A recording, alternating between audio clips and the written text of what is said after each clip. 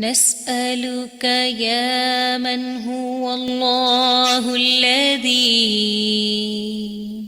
لا إله إلا هو الإله الرحمن الرحيم الملك القدوس السلام المؤمن المهيمن العزيز الجبار المتكبر الخالق البارئ المصور الغفار القهار الوهاب الرزاق الفتاح الخلاق العليم القابض الباسط القاهر المعطي المتر السيد السميع البصير الحكم الرب اللطيف الخبير الحليم العظيم الغفور الشكور القريب الكبير الحفيظ المقيت الحسيب المبين الكريم الرقيب المجيب الرفيق الحكيم الودود المجيد الشافي الشهيد الحق الوكيل القوي المتين الولي الحميد الجميل الأعلى النصير المالك المليك الحي القيوم الحافظ الواحد الأحد الصمد القادر المقتدر المقدم المؤخر الأول الآخر الأكرم الظاهر الباطن الواسع المتعال البر التواب الديان العفو الرؤوف الجواد المنان الطيب الغني الحفي العلي الستير القدير المولى المحسن الوارث المحيط الصبوح الذي ليس كمثله شيء وهو السميع البصير. أعوذ بالله من الشيطان الرجيم. بسم الله الرحمن الرحيم. الحمد لله رب العالمين الرحمن الرحيم مالك يوم الدين إياك نعبد وإياك نستعين اهدنا الصراط المستقيم صراط الذين أنعمت عليهم غير المغضوب عليهم ولا الضالين.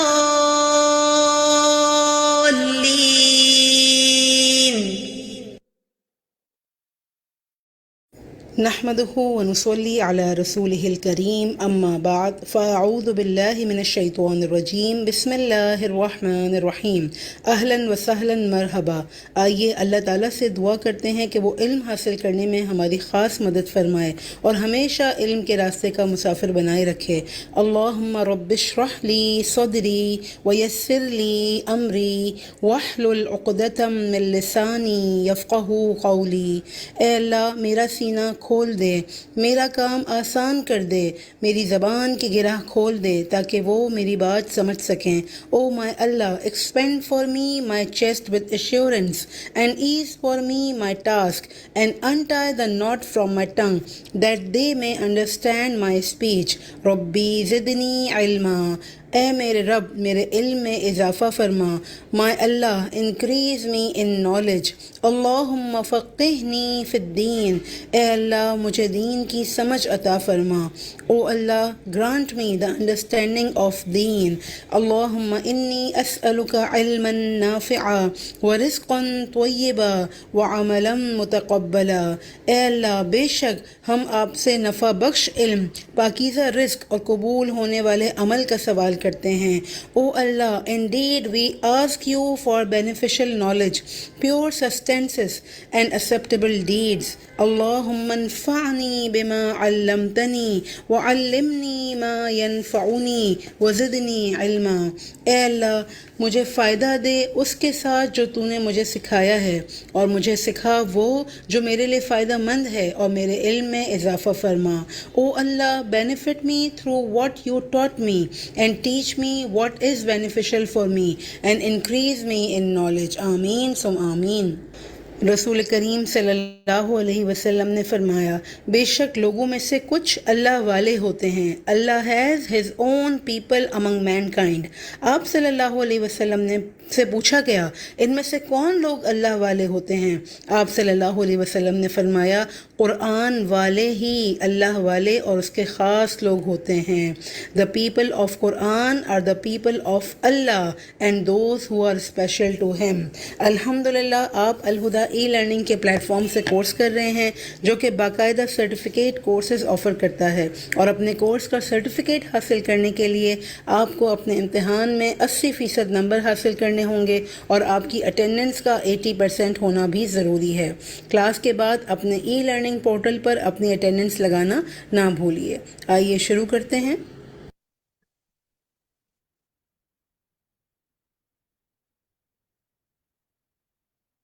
الحمد للہ رب العالمین. آج انشاءاللہ ہمارا 9th پارہ بھی ختم ہوگا اللہ کے فضل و کرم سے، اور پھر ہم سورۃ الانفال کو کنٹینیو کرتے ہوئے پارہ 10 شروع کریں گے اگلے ہفتے. چلیے آج کا لیسن دیکھتے ہیں آیت 40 تک انشاءاللہ. اعوذ باللہ.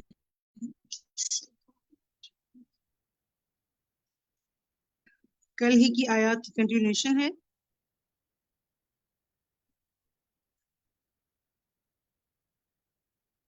لیمیزا تاکہ جدا کر دے، دیٹ میں ڈسٹنگوش اللہ اللہ الخبیثہ ناپاک کو، دا وکڈ، من الطیب پاک سے، فرام دا گڈ، ویجعل اور وہ کر دے اینڈ پلیس الخبیثہ ناپاک کو، دا وکڈ، بعضہ اس کے بعض کو، some of them علی بعض بعض پر، on others فَيَرْ کُمَہُ پھر وہ ڈھیر لگا دے اس کا، اینڈ ہیپ them جمیعاً سب کا، all together، فَيَجْعَلَهُ پھر وہ ڈال دے اسے، اینڈ put them فی جہنم جہنم میں، in hell، اولئک یہی لوگ ہیں، those ہم وہ، they الخاسرون are the losers جو خسارہ پانے والے ہیں. نعوذ باللہ من ذالک. قل کہہ دیجئے سے، للذین ان کے لیے جنہوں نے، to those who کفروا کفر کیا، disbelieve، ان اگر، if ینتہو وہ باز آ جائیں، they cease لہم ان کے لیے، for them ما جو، what قد تحقیق، verily سلف پہلے ہو گیا، is past، وَإِن اور اگر، but if یعودو وہ پلٹیں گے، they return فقد تو تحقیق، then verily مدت گزر چکی، preceded سنت the practice الاولین پہلوں کی طریقہ، سنت الاولین سنت یا طریقہ پہلوں کا، of the former people. وقاتلوہم اور جنگ کرو ان سے، and fight them حتیٰ یہاں تک کہ until لا تکونا نہ رہے، not there is فتنتن کوئی فتنہ، oppression، ویکونا اور وہ اور ہو جائے، and is Uddin then, the religion، کلہ سارے کا سارا، all of it، للہ اللہ کے لیے، for اللہ. فَإِن پھر اگر، but if انتہاؤ وہ باز آ جائیں، they ceased فَإِنَّ تو بے شک then indeed اللہ بما اسے جو of what یعملون وہ عمل کرتے ہیں they do بصیر خوب دیکھنے والا ہے is all seen. وَإِن اور اگر and if تولوا وہ منہ موڑ جائیں they turn away فَعْلَمُوا تو جان لو then know انا بے شک that اللہ مولاکم مولا ہے تمہارا is your protector نعمہ کتنا اچھا ہے excellent المولا مولا is the protector ونعمہ اور کتنا اچھا ہے and excellent النصیر مددگار is the helper سبحان اللہ حسبنا اللہ ونعم الوکیل الحمد للہ رب العالمین. اعوذ باللہ من الشیطان الرجیم بسم اللہ الرحمن الرحیم اللہم اہد قلبی وسدد لسانی واسلل سقیمۃ قلبی آمین. جی گروپ 4 آپ ریڈی ہیں؟ امروزہ السلام علیکم باجی. وعلیکم السلام. تاکہ اللہ ناپاک کو پاک سے الگ کر دے اور ناپاک کو ایک دوسرے کے اوپر کر دے پھر وہ ان سب کا ڈھیر لگا دے پھر وہ ان سب کو جہنم میں ڈال دے یہی وہ لوگ ہیں جو خسارہ پانے والے ہیں. بارک اللہ. جی روبینہ سلیم. ان کفر کرنے والوں سے کہہ دیجئے اگر وہ باز آ جائیں تو جو باجی آگے نہیں آ رہا تو جو پہلے ہو چکا وہ ان کے لیے بخش دیا جائے گا اور اگر وہ پھر وہی کریں گے تو یقیناً پہلے کافروں کا طریقہ گزر چکا ہے. شاباش بارک اللہ. جی عالیہ بشارت. اور ان سے جنگ جاری رکھو جہاں تک کہ کوئی فتنہ باقی نہ رہے اور دین سارے کا سارا اللہ کے لیے ہو جائے. پھر اگر وہ باز آ جائیں تو جو عمل وہ کرتے ہیں اللہ اسے خوب دیکھ رہا ہے. ماشاء اللہ بارک اللہ. جی اب لاسٹ آیت کو ہم انگلش میں پڑھتے ہیں. جی ثنا. But if they turn away, then know that Allah is your protector. Excellent is the protector and excellent is the helper. بارک اللہ. بہت ہی پیاری آیت پہ اینڈ ہو رہا ہے. آپ سب کو یہ علم بہت مبارک ہو اور اللہ کرے انشاءاللہ اللہ تعالیٰ ہم سب کو استقامت عطا فرمائے. آمین. تو آئیے انشاءاللہ ہم پارہ 9 کا لاسٹ لیسن سنتے ہیں.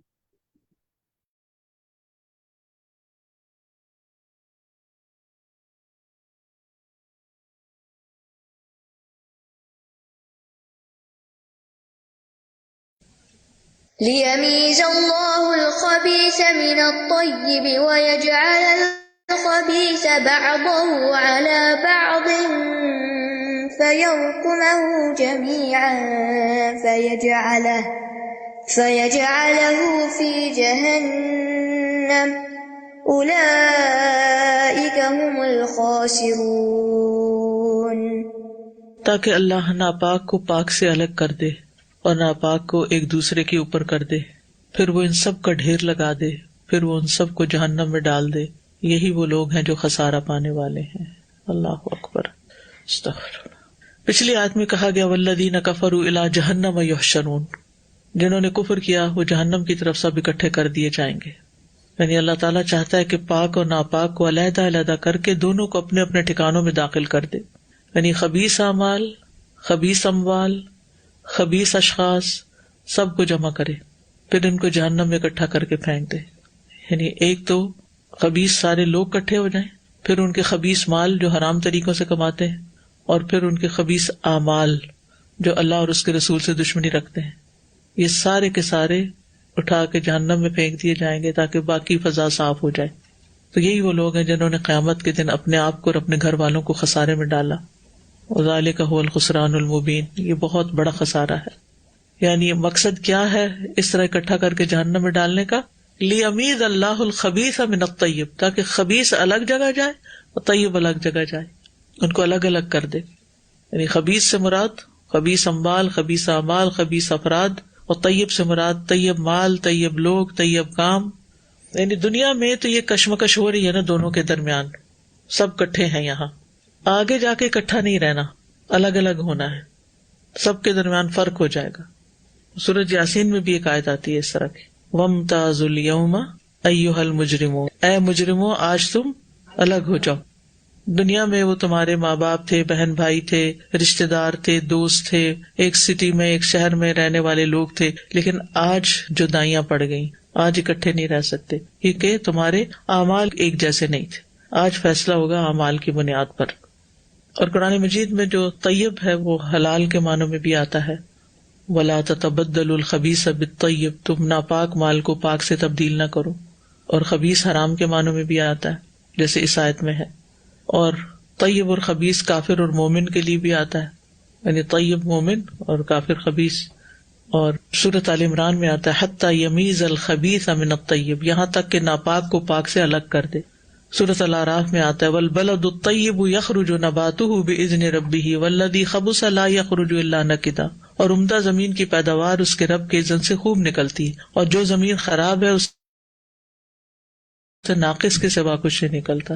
تو یہ مثال اللہ نے کس کے لیے بیان کی؟ اگر آپ نے امثال القرآن کی سیریز سنی ہو، یہ مومن اور کافر کی مثال ہے کہ مومن سے خیر ہی خیر پھوٹتی ہے، اس کے برعکس خبیث سے خبث سے نکلتا ہے. اور تیسرا معنی کیا گیا کہ اس سے مراد کلمہ کفر اور کلمہ اسلام ہے، یعنی خبیث کا کلمہ کفر اور طیب سے مراد پہلا کلمہ طیب یعنی اسلام کا کلمہ. اسی معنی میں ضرب اللہ مثلا کلمۃ طیبۃ، اور کلمہ طیبہ سے مراد لا الہ الا اللہ ہے، اور کلمہ خبیثہ سے مراد ناپاک کلمہ کفر کا کلمہ. تو یہاں پر تینوں معنی ہو سکتے ہیں، یعنی حلال و حرام مال، کافر و مومن، اور کفر اور اسلام. تو اگر مومن اور کافر مراد لیا جائے تو علیحدگی سے کیا مراد ہوگے؟ یہ علیحدگی آخرت میں جا کے ہوگی. ٹھیک ہے، یعنی خبیث لوگ جہنم کی طرف اکٹھے ہوں گے اور پاکیزہ مومن جنت کی طرف. فریق فی الجنت و فریق فی السعیر. اور بعض کہتے ہیں کہ اس کا تعلق دنیا سے بھی ہے، یعنی دونوں کے لائن آف ایکشن بالکل فرق ہے، ایک کی ڈائریکشن کچھ ہے. مثلا مومن جو اب ہر کام کس کے لیے کرتا ہے، کس چیز کو سامنے رکھ کے کرتا ہے؟ آخرت کو سامنے رکھ کے کرتا ہے. وہ اللہ سے ڈرتا ہے، اور پھر وہ کماتا بھی ہے تو حلال کماتا ہے، اور خرچ کرتا ہے تو سوچ سمجھ کے کرتا ہے. اس کے برعکس جو غیر مومن ہے اس کی نیت اور ارادہ کیا ہے؟ اس کی نیت کیا ہے؟ صرف دنیا ہے، وہ دنیا ہی کے لیے سب کچھ کرتا ہے. لہٰذا جو دنیا کے لیے کرتا ہے وہ حلال حرام کی پرواہ نہیں کرتا، اور پھر جب وہ خرچ کرنے کو آتا ہے تب بھی وہ حلال حرام کی پرواہ نہیں کرتا. تو دونوں کے طرز زندگی میں بھی فرق ہے.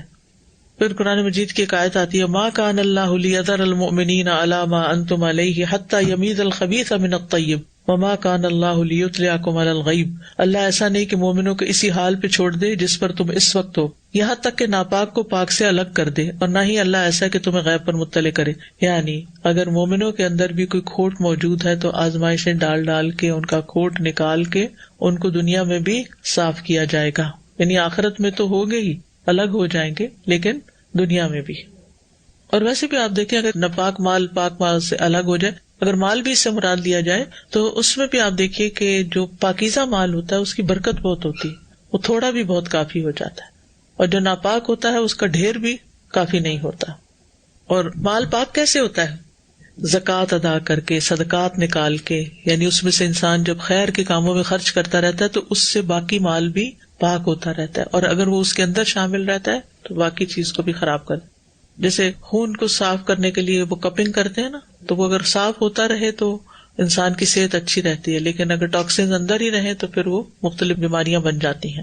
تو وہ اگر کوئی کہنے نا میں نے تو کپنگ نہیں کرانی، میں نے خون نہیں نکلوانا، میرا خون ویسٹ ہو جاتا ہے، تو وہ پھر وہ صاف نہیں ہوتا. تو اسی طرح اور بھی جیسے خون صاف کرنے کے مختلف چیزوں کو صاف کرنے کے طریقے ہیں، تو مال کو بھی صاف کرنے کا یہ طریقہ ہے کہ اس کے اندر سے صدقہ خیرات نکالی جاتی رہے، کیونکہ مال میں زکوٰۃ کے علاوہ بھی حق ہے.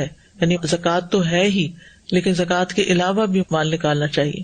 اور ناپاک مال وہ ہوتا ہے کہ جو نافرمانی کے کاموں میں خرچ کیا جائے، اور پاکیزہ وہ جو نیکی کے کاموں میں خرچ کیا جائے. تو خبیث وہ جس میں نہ اللہ کا حق ادا کیا جائے اور نہ ہی بندوں کا حق دیا جائے. اور طیب وہ ہوتا ہے جو نیک کاز میں استعمال کیا جائے، اللہ کا حق ہو یا بندوں کا حق ہو. وَيَجْعَلَ الْخَبِيثَ بَعْضَهُ عَلَى بَعْضٍ فَيَرْكُمَهُ جَمِيعًا فَيَجْعَلَهُ فِي جَهَنَّمَ، کہ اللہ خبیث میں سے بعض کو بعض پر ڈال دے اور پھر ان کا ڈھیر لگا کے سب کو اکٹھا جہنم میں ڈالے. تو یرکمہ کا لفظ ہے نا رکوم سے ہے، طے بطے کر کے ڈھیر لگانا. رقم کہتے ہیں جمے ہوئے بادل کو.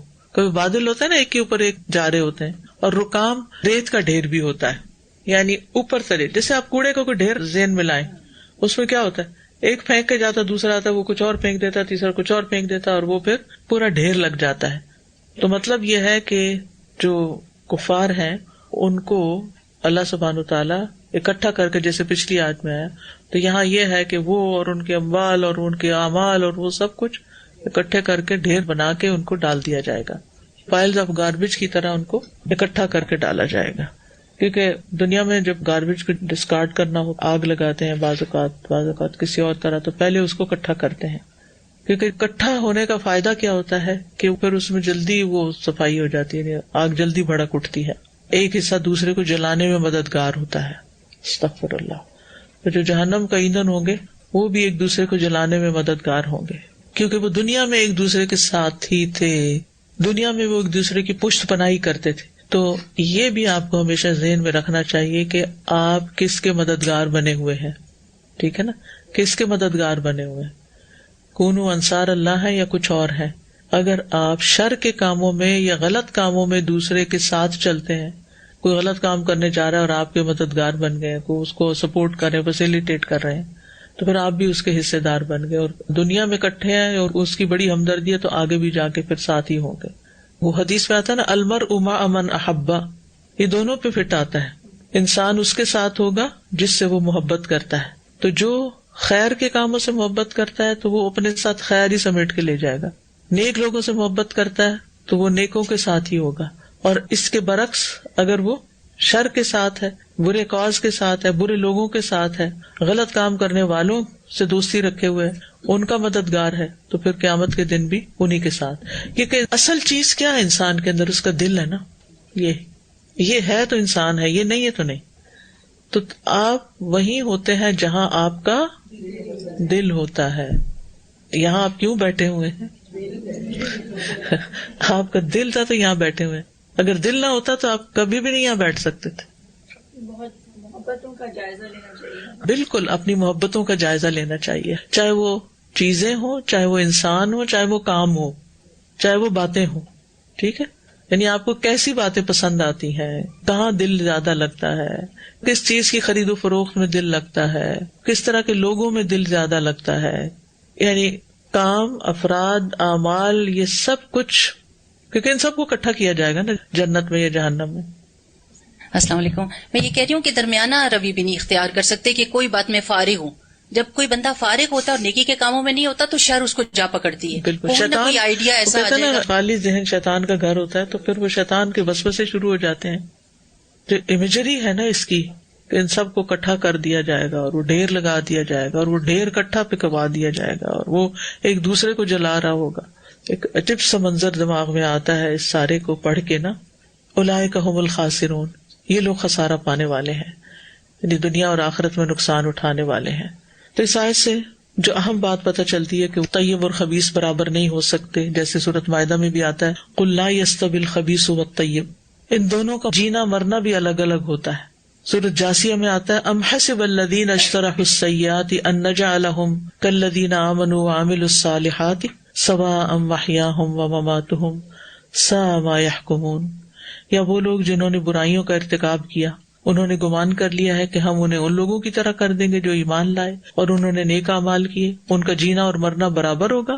برا ہے جو فیصلہ وہ کر رہے ہیں، برابر نہیں ہوتا. پھر تو خوش نصیب انسان وہ ہے کہ جس کی گفتگو پاکیزہ ہے، جس کے اعمال پاکیزہ ہے، جس کا مال پاکیزہ ہے، جس کا جسم پاکیزہ ہے، جس کا رہن سہن پاکیزہ ہے، یعنی خوش قسمت ہے وہ. اور اس کے برعکس بد نصیب اور خاسرون ہے وہ. ابن قیم کہتے ہیں اللہ سبحانہ تعالیٰ نے خوش نصیبی اور بدبختی کی ایک علامت بتائی ہے کہ خوش قسمت کون ہے اور بدبخت کون ہے. بس خوش نصیب پاکیزہ ہوتا ہے، اس کے ساتھ صرف پاکیزہ چیز ہی مناسبت رکھتی ہے، اور یہ انسان صرف پاکیزہ عمل ہی کرتا ہے اور اس سے صرف پاکیزہ چیز ہی صادر ہوتی ہے، اور یہ صرف پاکیزہ چیز کے ساتھ ہی گھل مل کر رہتا ہے. اور اس کے لیے آپ دیکھیے سب سے پہلے اپنے دل کو صاف کرنے کی ضرورت ہوتی ہے.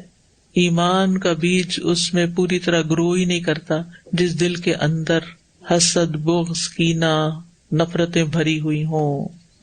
معاف کر دینا اور دوسرے کا احسان مان لینا اور دوسرے کا شکر گزار ہونا ہی اس کا حل ہوتا ہے.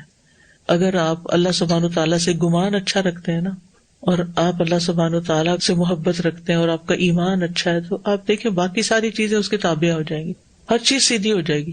اسی طرح جو بندے آپ پر احسان کرتے ہیں، والدین ہیں، آپ کے استاد ہیں، آپ کے مینٹورز ہیں، آپ کے بڑے بہن بھائی ہیں، آپ کے رشتے دار ہیں، آپ کے دوست احباب ہیں، شوہر کا احسان ہے، بہت سے لوگوں کا ہم پر احسان ہوتا ہے نا. اگر وہ آپ احسان مانتے ہی نہیں ہیں اور اس کو آپ نظر انداز کر کے صرف ان کی غلطیاں چن کے بیٹھے اور دلوں میں سجا کے، تو خسارہ ہے. کوئی انسان غلطی سے پاک نہیں ہے. اور پھر دوسروں کی نیت پہ شک کرنا کہ نہیں ضرور اس نے یہ کام اس لیے کیا ہوگا. مثلاً کوئی اپنی جنرل بات کر رہا ہے، آپ اس کو پرسنل لے لیتے، نہیں اس نے یہ میرے بارے میں کہا ہے. کچھ لوگ ہوتے ہیں نا کلاس میں بھی اوفینڈ ہو جاتے ہیں بازو کا دل میں کہ مجھے کہا جا رہا ہے، اللہ کے پتہ ہی نہیں ہوتا کہنے والے کو کہ کس کو ہٹ کر رہی ہے یہ بات.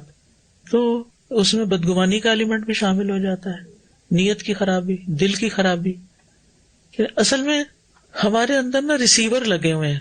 جس طرح کا ہمارا گیجٹ ہے نا اندر، اس طرح کی چیزیں ریسیو کرتا ہے. یعنی اگر پاکیزہ دل ہے نا آپ کا، صاف ستھرا، تو ہر چیز آپ کو اچھی اچھی دکھے گی، دوسروں میں آپ کو اچھائیاں دکھیں گی.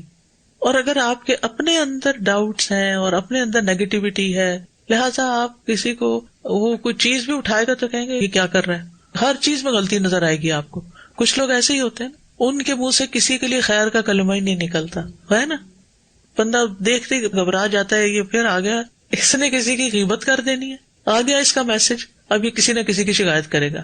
کچھ لوگ ایسے ہی ہوتے ہیں. یقین کریں، ہو سکتا ہے آپ کو واسطہ پڑا ہو یا نہ پڑا، مجھے تو بہت سے ایسے ایکسپیرینس ہے. اور وہ لوگ ہر وقت تکلیف میں رہتے ہیں، ہر ایک سے ان کا جھگڑا رہتا ہے، وہ اپنے آپ کو اذیت دے رہے ہوتے ہیں، کسی کو نہیں. تو پاکیزہ اور خبیث، آپ اس میں سے کہاں کھڑے ہیں اور کتنے % پاکیزگی اور کتنے % خباثت ہے، وہ پوری خباثت نکالنی ہوگی اپنے اندر سے. اور اس کا طریقہ یہ سب کو معاف کر دے. جس کو اپنی آخرت کی فکر لگ جائے نا، اس کو معاف کرنا کچھ مشکل نہیں رہتا. اس سے آپ خود بھی ریلیفڈ فیل کرتے ہیں، اور جب دوسروں کو آپ معاف کرتے ہیں اور ان کو خوشی دیتے ہیں. کسی کو معاف کرنا، اس کو خوش کرنا ہے. میں کہتی ہوں مجھے یہ چیز ہیلپ کرتی ہے کہ اگر یہ سوچے نا کہ دوسری رات میری قبر میں ہے، تو یہ سارے مسئلے کبھی بھی یاد نہیں آئیں گے کہ کسی نے مجھے یہ کہا یا وہ. بالکل. اصل میں نا تربیت کرنے والے لوگ نہیں رہے، نہ بڑوں میں، نہ نانی دادی، نہ سب پتہ نہیں کس چیز میں پڑ گئے ہیں. اور وہ شخص تربیت کر ہی نہیں سکتا جس کی اپنی نہ ہوئی ہو. اب ہم وہاں سے توقع رکھیں کہ وہ بچوں کی تربیت کرے جس کی اپنی نہیں ہوئی، وہ کیا کرے گی. اور تربیت کرنے والے کی سب سے بڑی نشانی یہ ہوتی ہے کہ اس کے اندر آخرت کی فکر کتنی ہے.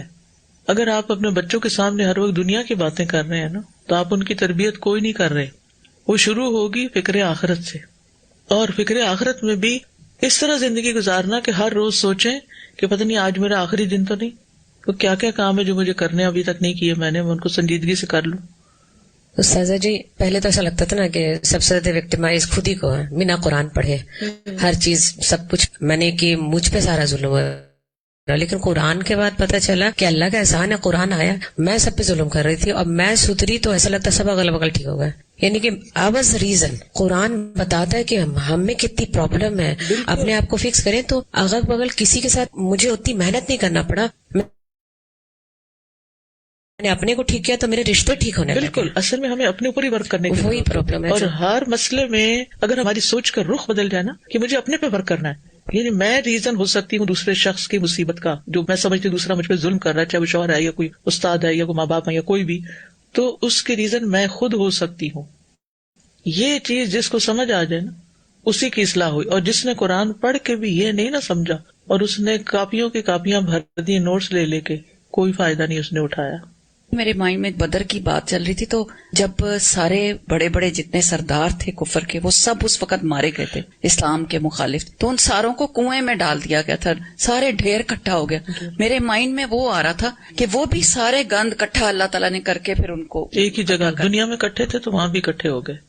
میں ایک کوشچن پوچھنا چاہتی تھی یہی اس لیے کہ جو آپ نے کہا کہ معاف کر دینا چاہیے، بعض کا ہم لوگ معاف کر دیتے ہیں، کوئی ہم سے معافی بھی مانگ لیتا ہے اور پھر اس کے بعد وہ پھر آپ کی کمزوری اس کو سمجھ کے مس یوز کرنا یا کوئی بھی کرنا شروع کر دیتے ہیں اور وہ کلوز ریلیشن. بالکل آپ کی بات درست ہے. اس کا یہ مطلب نہیں کہ صرف معاف کرنا ہی کافی ہے. اس کا مطلب یہ کہ ریکٹیفائی بھی کرنا ہوگا اور اس کے طریقے دیکھنے ہوں گے. کچھ چیزیں آپ خود کر سکتی ہیں، جیسے اپنے بچے ہیں یا آپ کی جو بات سنتے ہیں ان کے تو جو مسائل ہیں ان کو تو آپ حل کر سکتے ہیں، کسی طریقے سے خود سیکھیں. لیکن جو بڑے ہیں ان کے ساتھ کتنا ڈسٹینس پھر رکھ سکتے ہیں کہ وہ سچویشن بار بار کریٹ نہ ہو، تو وہ سچویشن پہ ڈیپینڈ کرتا ہے. لیکن معاف کرنے کے علاوہ اصلاح کا کام بھی کرنا ہوتا ہے. ومن عفا و اصلح، تو معاف کرنا اور اصلاح کرنا یہ دونوں چیزیں ساتھ ساتھ چلتی ہیں. تازہ جی، یہ خبیث اور طیب کی بات آ رہی تھی تو میں سوچ رہی تھی پچھلے ہفتے ہم نے فرقان کے بارے میں پڑھا کہ ہمیں فرقان مل جاتا ہے. تقویٰ ہو تو فرقان مل جاتا ہے. تقویٰ کہاں سے ملے گا؟ قرآن سے ملے گا. تو ہم سب اپنی زندگیوں میں بھی سوچے کہ جب تک ہم نے قرآن کریم نہیں پڑھا تھا اور اس طرح سیلف انالیٹیکل ہو کر اپنے اوپر ان آیات کو نہیں لیا تھا تو ہمارے اندر بھی کئی ایسی عادتیں یا ہمارا خرچ کرنا یا کئی چیزیں ایسی تھیں جو فائن ٹیوننگ کریں کہ اس کی ضرورت ہے کہ کچھ چیزوں کو ہم خبیث نہیں سمجھتے تھے، لیکن قرآن پڑھا تو فرقان آیا کہ نہیں یہ چیز ٹھیک نہیں ہے، ہمیں اس سے اوائڈ کرنا ہے. تو اسی طرح جو لوگ آج اس میں مبتلا ہیں ان کو بھی ہم حقارت سے نہ دیکھیں بلکہ ان کو ایجوکیٹ کریں. ججمنٹل نہ ہو، ایجوکیٹ کریں. اصل مقصد یہ ہے. جی استاذہ جی، ایک بات جیسے ابھی ہم بات کر رہے ہیں کہ ہمارے دل بہت لاپرواہ ہو گئے ہیں. ہم ایوری ڈے نیوز میں سنتے ہیں this person die, this person die, this person die, and we think کہ ہم نے نہیں مرنا. کل میں ایک جگہ سے گزر رہے تھے میرے بچوں کے ساتھ، اینڈ وہاں پہ ہوتا ہے نا جب انٹرسیکشن پہ کسی کی ڈیتھ ہو جائے، دے پٹ فلاورز دیئر پول کے اوپر. I saw that and I talk to my daughter کہ جسٹ تھنک ہوایور یہاں پہ جس کی بھی ڈیتھ ہوئی ہے اس پرسن نے گھر سے نکلتے ہوئے سوچا نہیں ہوگا it's my last day today. He took that last breath on that intersection. It hit me so different yesterday. قرآن سے پہلے یہ فیل نہیں ہوتا تھا اوکے، لیکن اب قرآن پڑھے what if I live today and it's my last breath today, تو میرے پاس کچھ نہیں ہے آگے لے کے جانے کے لیے. بٹ الحمدللہ ٹو الہدا قرآن اینڈ آپ کا کہ اب وہ جو لاپرواہی تھی وہ تھوڑی کانشیس ایوری ڈے غور و فکر کا سلیقہ ہے، وہ آ گیا. عبرت اس کو کہتے ہیں، عبرت لینا. اس کی دعا بھی کرنی چاہیے، اللہ میری نگاہ عبرت والی نگاہ ہو کہ میں جس چیز پہ ڈالوں وہاں سے کوئی سبق حاصل کروں. تو ابن القیم کہتے ہیں کہ اللہ سبحانہ وتعالیٰ نے خوش نصیبی اور بدبختی کی ایک علامت بنائی ہے. بس خوش نصیب پاکیزہ ہوتا ہے، اس کے ساتھ صرف پاکیزہ چیز ہی مناسبت رکھتی ہے، اور یہ انسان صرف پاکیزہ عمل ہی کرتا ہے اور اس سے صرف پاکیزہ چیز ہی صادر ہوتی ہے، اور یہ صرف پاکیزہ کے ساتھ ہی گھل مل کے رہتا ہے. پھر آپ کی دوستی، آپ کی محبت، آپ کا سوشل سرکل، یہ سب کچھ پھر تبدیل ہو جاتا ہے، آپ ویسے ہی ہو جاتے ہیں. اور بدبخت ناپاک ہوتا ہے، ناپاک کے لیے ناپاک چیز ہی مناسبت رکھتی ہے، اور یہ صرف ناپاک کام ہی کرتا ہے، اس سے صرف ناپاک کام ہی صادر ہوتا ہے. بس ناپاک شخص کے دل سے جو خباثت اور ناپاکی اٹھتی ہے وہ اس کی زبان اور اس کے اعضاء پہ جاری ہو جاتی ہے، اور جو پاکیزہ ہوتا ہے اس کے دل سے پاکیزگی پھوٹ کر اس کی زبان پر اور اس کے اعضاء پر جاری ہو جاتی. تو بہت ہی درست بات ہے، کیونکہ جو پاکیزہ انسان ہوتا ہے نا، اگر اس کی زبان سے کوئی آکورڈ لفظ بھی نکل جائے نا تو اس کو بہت تکلیف ہوتی ہے، بوجھ ہوتا ہے. جب تک وہ استغفار نہ کر لے اور دوسرے سے بھی سوری نہ کر لے کہ دیکھو سوری کہ میری وجہ سے آپ ہرٹ ہو گئے، میری غفلت سے میری زبان سے ایسی بات نکل گئی جو آپ کو ہٹ کر گئی. یعنی وہ انٹینشنلی پھر نہیں کرتا، وہ مہذب ہوتا ہے، وہ احترام کرنے والا ہوتا ہے، وہ محسن کا شکریہ ادا کرنے والا ہے. وہ محسن کا نمک حرام نہیں ہوتا کہ جس نے اس کو فائدہ پہنچایا وہ اس کے لیے برے جذبات اور برے الفاظ نہیں استعمال کرتا. ابن قیم کہتے ہیں جہاں تک جہنم کا تعلق ہے تو یہ اقوال، اعمال، معقولات، ایٹیبلز، مشروبات، ڈرنکس، معقولات اور مشروبات میں سے ناپاک چیزوں کا گھر ہے اور ناپاک لوگوں کا گھر ہے. بس اللہ تعالیٰ ناپاک کو ایک دوسرے کے ساتھ جمع کر دے گا، پھر اس کا ڈھیر بنا دے گا، جیسا کہ چیزوں کو ایک دوسرے کے اوپر اکٹھا کر کے ان کا ڈھیر بنایا جاتا ہے، پھر انہیں ایک دوسرے پر سوار کر کے جہنم کے رہنے والوں میں داخل کر دے گا. بس جہنم میں صرف ناپاک لوگ ہی ہوں گے. ابن قیم کہتے ہیں جس کے دل میں نجاست اور خباثت ہے، غور سے سنیے، جس کے دل میں نجاست اور خباثت ہے، خبیث ہے اندر کا، یعنی کہ دل میں اس کا نفاق بھرا ہوا ہے، دل میں اس کی منافقت ہے اور دل اس کا خراب ہے، اس کو اللہ نے جنت پہ حرام ٹھہرایا ہے. تو وہ جنت میں پاک اور طاہر ہونے کے بعد ہی داخل ہو سکے گا. یعنی اگر کوئی لا الہ الا اللہ بھی پڑھتا نا لیکن دل کا تزکیہ نہیں کیا اور گندگی کا ڈھیر اس کو بنایا ہوا ہے، کبھی کسی کے خلاف شکایت اور کبھی کسی کے خلاف اور کبھی کسی کو برا بھلا کہنا اور کبھی کسی کی برائیاں چننا، تو پھر اس کے لیے اللہ تعالیٰ پہلے جہنم میں ڈال کے صاف کرے گا انسان کو، اور پھر اس کے بعد وہ جنت میں جا سکے گا. جنت میں خبیث لوگ داخل نہیں ہوں گے، اور نہ ہی وہ لوگ داخل ہوں گے جن کے دلوں میں خباثت ہوگی. بس جس نے دنیا میں طہارت حاصل کر لی اور وہ اللہ سے نجاست اور خباثت سے پاک ہو کے ملا، تو وہ بغیر کسی رکاوٹ کے جنت میں داخل ہو جائے گا. اللہم اجعلنا منہم. اور اگر کوئی دنیا میں پاک نہ ہوا، دنیا میں تزکیہ نہیں کیا، دنیا میں پاک نہ ہوا، اگر اس کی نجاست اور خباثت ظاہری ہوگی، یعنی وہ ہر طرح سے خبیث ہوگا جیسے کہ ایک کفر کرنے والا، تو وہ کسی حال میں جنت میں داخل نہیں ہوگا. اور اگر اس کی خباثت عملی اور عارضی ہوگی تو وہ اس خباثت سے پاک ہونے کے بعد جنت میں داخل ہو جائے گا. تو ہمیں اپنے خیالات کو، اپنے الفاظ کو، اپنے رویوں کو، اپنے معاملات کو، اپنے بیہیویئر کو، ہر چیز کو برش کرنا ہے، ہر چیز کو صاف کرنا ہے، ہر چیز کی ڈسٹ ہٹانی، ہر چیز سے میل کچیل اور گندگی کو نکالنا ہے، تاکہ صاف ستھرے ہو کے اللہ سے ملاقات کریں. دنیا میں تو کسی سے ملاقات کرنی ہو جس کو تھوڑی سی بھی ہم رسپیکٹ دیتے ہوں تو اس کے سامنے ہم کتنا بن کے جاتے ہیں، اور صاف ستھرے ہو کے، اور ایک بال بھی ایکسٹرا ہمارے چہرے پہ نظر نہ آئے، اور ہمارے لباس میں کوئی چھوٹا سا ڈاٹ بھی نہ ہو، ہمارے کپڑوں کی استری بھی خراب نہ ہو، اور ہمارے جوتے بھی صاف ستھرے ہوں، اور گاڑی بھی صاف ہو، اور ہر چیز کرتے ہیں نا صاف. یا کسی خاص مہمان نے آنا ہو تو اس دن خاص صفائی ہوتی ہے، چمکایا جاتا ہے گھروں کو. تو اللہ سے ایسی ملاقات کرنی ہے خباثت کے ساتھ. جی چونکہ بچوں کے ساتھ الحمدللہ کام کرنے کا موقع ملتا ہے، تو ایک مرتبہ میں بچوں کو یہ خبیث اور طیب کا فرق سمجھانے کے لیے میں نے ان سے کہا کہ آپ اپنے گھر کا گاربیج جو ہے وہ کہاں رکھتے ہیں، اور جو آپ کے گھر کی اچھی کھانے پینے کی چیزیں ہوتی ہیں وہ آپ کہاں رکھتے ہیں. آپ ان کو بہت اپارٹ رکھتے ہیں نا. کبھی ایسا کیا ہے کہ گاربیج اٹھا کے فریج میں رکھ دیا ہو؟ جب یہاں نہیں کرتے تو پھر اپنے دل کے اندر دو چیزیں ایک ساتھ کیسے رکھ سکتے ہیں؟ دل ہمارا ایک کنٹینر کی طرح ہوتا ہے جس میں ہم یا تو صرف اچھی چیز رکھ سکتے ہیں یا اس میں صرف بری چیز رہ سکتی ہے. دونوں چیزیں ایک ساتھ کبھی نہیں رہ سکتی. اور یہ والی بات اتنی صحیح بات ہے کہ جب دل خبیث ہوتا ہے تو پھر زبان اور اعضاء پر اس کی خباثت جاری ہو جاتی ہے. ہمارے معاشرے میں ایک کامن چیز میں نے سنی ہے کہ فلاں شخص کے بارے میں کہ ان کی زبان بس خراب ہے لیکن یہ دل کے بہت اچھے ہیں. تو مجھے یہ سمجھ نہیں آتی کبھی بھی بات کہ زبان تو دل کا آئینہ ہوتا ہے. بالکل. اور بچوں کے اندر ہمیں یہ چیز کلیئر کرنے کی نا، ان کو بار بار سمجھانے کی سکھانے کی بہت ضرورت ہے کہ خبیث کیا ہے اور طیب کیا ہے. بالکل. قل للذین کفروا ان ينتهوا یغفر لهم ما قد سلف وان يعودوا فقد مضت سنة الاولین. ان کفر کرنے والوں سے کہہ دیجئے کہ اگر وہ باز آ جائیں تو جو پہلے ہو چکا وہ بخش دیا جائے گا، اور اگر وہ پھر بھی وہی کچھ کریں گے تو یقیناً پہلے لوگوں کا طریقہ تو گزر چکا ہے. تو آیت کا مطلب یہ ہے کہ اے رسول صلی اللہ علیہ وسلم، جن لوگوں نے آپ کی قوم کے مشرکین میں سے اللہ کی وحدانیت کا انکار کیا ہے، ان سے کہہ دیجئے، ان کو بتا دیجئے کہ اگر وہ کفر سے اور نبی صلی اللہ علیہ وسلم کی عداوت و دشمنی سے باز آ جائیں اور اللہ سبحانہ وتعالی وحدہ لا شریک پر ایمان لے آئیں اور مومنوں سے جنگ کرنے سے باز آ جائیں، تو اللہ تعالیٰ ان کے پچھلے سارے گناہ معاف کر دے گا، ان کی ساری زیادتیاں اور دشمنیاں اور سب کچھ معاف. اور اگر یہ دوبارہ یہی کچھ کرتے رہے، ان کا بیہیویئر تبدیل نہیں ہوا اور جنگ کے لیے دوبارہ جمع ہو گئے اور انہوں نے اپنی دشمنی جاری رکھی، تو پھر ان کو جلد ہی دنیا میں بھی سزا ملے گی اور آخرت کا عذاب تو ہے ہی. تو قل للذین، قل کہہ دیجئے آپ یعنی نبی صلی اللہ علیہ وسلم کہہ دیجئے للذین کفروا، ان لوگوں سے جنہوں نے کفر کیا. کیا کہہ دیجئے؟ ان ینتہوا، اگر وہ باز آ جائیں کفر سے، عناد سے، عداوت سے، اسلام دشمنی سے، یغفر لہم، کتنی بڑی بشارت ہے، ان کو معاف کر دیا جائے گا. ما قد سلف، جو پہلے گزرا، پچھلے سارے گناہ معاف. عمر بن العاص کہتے ہیں میں نبی صلی اللہ علیہ وسلم کی خدمت میں حاضر ہوا اور عرض کیا اپنا دایاں ہاتھ بڑھائیے تاکہ میں آپ کے ہاتھ پر بیعت کروں. آپ نے اپنا دایاں ہاتھ بڑھایا تو میں نے اپنا ہاتھ ہٹا لیا. آپ نے فرمایا عمر کیا بات ہے؟ میں نے عرض کیا ایک شرط ہے. فرمایا کیا شرط ہے؟ میں نے عرض کیا شرط یہ ہے کہ میرے پچھلے سارے گناہ معاف کر دیے جائیں. فرمایا اے عمر کیا تم نہیں جانتے کہ اسلام لانے سے گزشتہ سارے گناہ معاف کر دیے جاتے ہیں.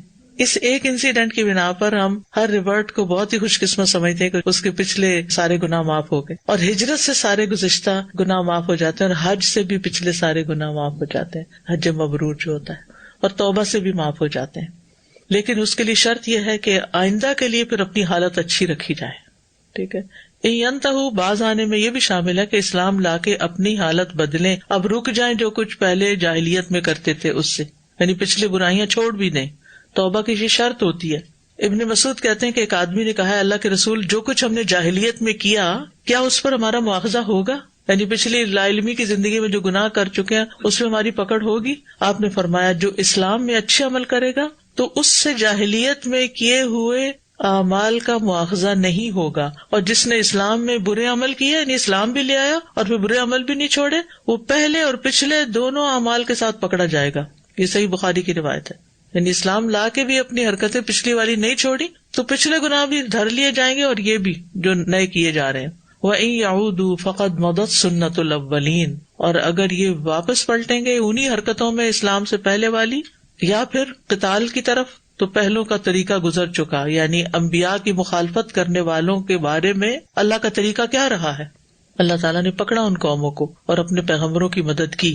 سورۃ الفاطر میں آتا ہے فَهَلْ يَنظُرُونَ إِلَّا سُنَّةَ الْأَوَّلِينَ فَلَن تَجِدَ لِسُنَّةِ اللَّهِ تَبْدِيلًا وَلَن تَجِدَ لِسُنَّةِ اللَّهِ تَحْوِيلًا. تو کیا وہ پہلوں کے ساتھ ہونے والے اللہ کے طریقے کا انتظار کر رہے ہیں تو آپ اللہ کے طریقے کو ہرگز تبدیل ہونے والا نہ پائیں گے. ٹھیک ہے. اور اللہ کا وعدہ ہے اِنَّا لَنَنصُرُ رُسُلَنَا وَالَّذِينَ آمَنُوا فِي الْحَيَاةِ الدُّنْيَا وَيَوْمَ يَقُومُ الْأَشْهَادُ. یقیناً ہم اپنے رسولوں کی اور ان لوگوں کی جو ایمان لائے ہیں دنیا کی زندگی میں ضرور مدد کریں گے اور اس دن بھی جب گواہ کھڑے ہوں گے. تو اس آیت سے جو بات پتہ چلتی ہے وہ یہ کہ اللہ کا فضل اور رحمت بڑی وسیع ہے، اور دوسرا یہ کہ اسلام پچھلے سارے گناہوں کو کاٹ دیتا ہے. جو شخص اسلام لے آتا ہے اس کے پچھلے سارے گناہ معاف کر دیے جاتے ہیں. اور تیسرا یہ ہے کہ اللہ کا ظالموں کے متعلق طریقہ یہ ہے کہ وہ ان کو ہلاک کرتا ہے ایک وقت اگرچہ ان کی مدت لمبی کیوں نہ ہو جائے. یعنی ضروری نہیں کہ فوراً 950 سال بعد بھی پکڑ ہو سکتی ہے. وَقَاتِلُوهُمْ حَتَّى لَا تَكُونَ فِتْنَةٌ وَيَكُونَ الدِّينُ كُلُّهُ لِلَّهِ فَإِنِ انتهوا فَإِنَّ اللَّهَ بِمَا يَعْمَلُونَ بَصِيرٌ. اور ان سے جنگ جاری رکھو یہاں تک کہ کوئی فتنہ یعنی شرک باقی نہ رہے اور دین سارے کا سارا اللہ کا ہو جائے. پھر اگر وہ باز آ جائیں تو جو کچھ وہ کرتے ہیں اللہ اسے خوب دیکھ رہا ہے. تو یہاں اللہ تعالیٰ نے مسلمانوں کو خطاب کر کے فرمایا کہ تم اہل کفر اور شرک سے جنگ کرو یہاں تک کہ شرک کا خاتمہ ہو جائے. یعنی کفار کی طرف سے مسلمانوں کی آزمائش کا دور ختم ہو جائے، ایک اللہ کی عبادت ہو جائے، اس کے سوا کسی کی عبادت نہ ہو. اور اگر یہ جنگ نہ کریں باز آ جائیں تو تم بھی رک جاؤ. یعنی اگر وہ تم سے لڑے تو پھر تمہیں بھی ان سے لڑنا ہے، اور اگر وہ نہیں لڑتے تو نہیں لڑنا. وَقَاتِلُوهُمْ حَتَّى لَا تَكُونَ فِتْنَةٌ. فتنہ یہاں پرسیکیوشن کے معنوں میں ہے اور شرک کے معنوں میں ہے. اس آیت کو بہت مس کوٹ کیا گیا، اور 9/11 کے بعد اس آیت کو لے کے مسلمانوں کے خلاف بہت فتنہ کھڑا کیا گیا تھا کہ ان کا دین تو انہیں یہ سکھاتا ہے کہ بس سب کافروں کو مار دو. تو یہاں ایک خاص کانٹیکس میں آیت نازل ہوئی ہے، اور اس سے مراد یہ نہیں کہ زبردستی کسی کو مسلمان بنایا جائے تلوار کی زور سے کہ تم پڑھو لا الہ الا اللہ نہیں تو تمہیں ختم کر دیں گے، کیونکہ سورۃ البقرہ میں گزر چکا ہے لا اکراہ فی الدین، دین میں کوئی جبر نہیں ہے، کوئی زبردستی نہیں ہے. تو اب چونکہ مسلمانوں کو اتنا عرصہ جنگ سے روکا گیا تھا کہ تم کمزور ہو، تم جواب نہیں دے سکتے تو صبر کر لو، سہ لو. لیکن اب مدینہ میں آ کے مسلمان اسٹرانگ ہوئے تو ان کو کیا حکم دیا گیا؟ تمہیں اب اس مشکل سے گزرنا ہی ہوگا، اور اس وقت تک لڑنا ہوگا جب تک ان کی طرف سے ڈالی ہوئی رکاوٹ، کیونکہ پیچھے وہ کتنے رکاوٹیں ڈال رہے تھے جس کی بھی تفسیر گزر چکی، تو ان کی رکاوٹ بننے کی قوت ختم نہیں ہوتی. وَيَكُونَ الدِّينُ كُلُّهُ لِلَّهِ. اور دین سارے کا سارا اللہ کے لیے خالص ہو جائے، یعنی جس میں شرک نہ ہو. اور ویسے بھی نبی صلی اللہ علیہ وسلم کا مقصد کیا تھا کہ توحید کو اسٹیبلش کریں. یعنی وہ مکہ جس کے اندر 360 بت کعبہ کے اندر رکھ دی گئی، وہ گھر جو اللہ کے لیے بنایا گیا، اللہ کی عبادت، اس کو بت گھر بنا دیا گیا. تو ان چیزوں کو ختم کرنا مقصود تھا تاکہ لوگوں کے لیے ایک توحید کا مرکز دنیا میں وجود میں آئے. یعنی اگر اس وقت مسلمان بیٹھ جاتے تو مسلمانوں کو بھی ختم کر دیتے. اور جو پیغام آپ نبی صلی اللہ علیہ وسلم لے کر آئے تھے، آپ دیکھیں کہ دنیا میں سب سے زیادہ قاتلانہ حملے نبی صلی اللہ علیہ وسلم پر ہوئے. تو اگر وہ اپنے اس مشن میں کامیاب ہوتے تو آج ہم کہاں سے مسلمان ہوتے؟ ایسی جہالت میں چلے جاتے.